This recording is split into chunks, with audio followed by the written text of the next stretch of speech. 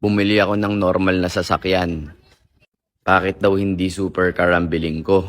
Bumili ako ng supercar. Ayan no, sabi nila, be humble daw. Dapat daw simpleng kotse lang daw bilhin ko.